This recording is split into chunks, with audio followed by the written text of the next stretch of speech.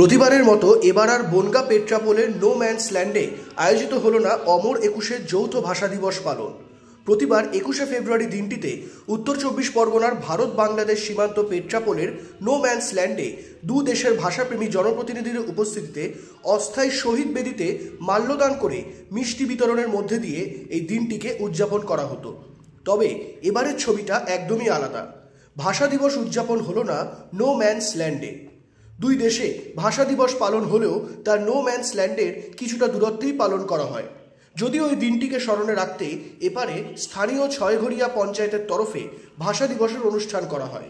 অন্যদিকে ওপারে বাংলাদেশের বেনাপোল সীমান্তেও নো ম্যানস ল্যান্ডের কিছুটা দূরত্বে পালন হচ্ছে ভাষা দিবস।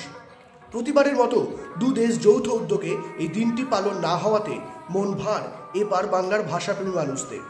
এদিনে অনুষ্ঠানে উপস্থিত হয়ে বনগাঁর প্রাক্তন সাংসদ তথা তৃণমূল নেত্রী মমতা বালা ঠাকুর জানান, ফেব্রুয়ারিকে নিয়ে সেটা খুব মর্মান্তিক আমাদের জন্য। কেন বহুবার এখানে এসেছি, বহুবার আমরা ডোনাল্ডে গেছি, ওখানে যে শহীদের ওখানে যে আমরা ফুল দিয়ে যে তাদের তর্পণ করতাম সেটা আজকে করতে পারছি না। তবে আমার মনে হয় যে ধীরে ধীরে আবার ঠিক হবে, আবার একদিন আবার আমরা ওখানে যেতে পারবো, মূল স্রোতে আবার ফিরবে। আমরা আবার সেই আশা রাখছি।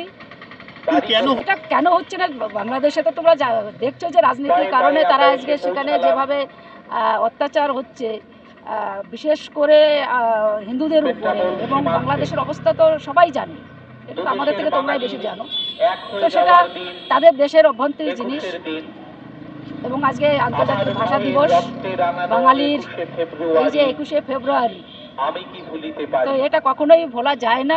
এবং আশা করছি অবশ্য আবার সেই মূল স্রোত আবার ফিরে আসবে, আবার সব দু দেশ মিলে আবার সেখানে করবে।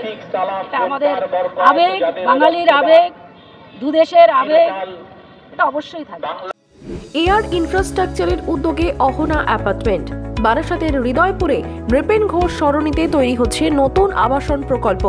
থাকছে একগুচ্ছ বিশেষ সুবিধা, লিফট থেকে শুরু করে ডিপ টিউবওয়েল, এছাড়াও থাকছে সাউন্ড প্রুফ জেনারেটর এবং কার পার্কিং এর সুবিধাও। এখানে 2 এবং 3 BHK ফ্ল্যাট রয়েছে। এছাড়াও থাকছে আরও একগুচ্ছ বিশেষ সুবিধা। বিস্তারিত জানতে ফোন করুন স্ক্রিনে দেওয়া ফোন নম্বরে। সাধ্যের মধ্যে স্বাদ পূরণ।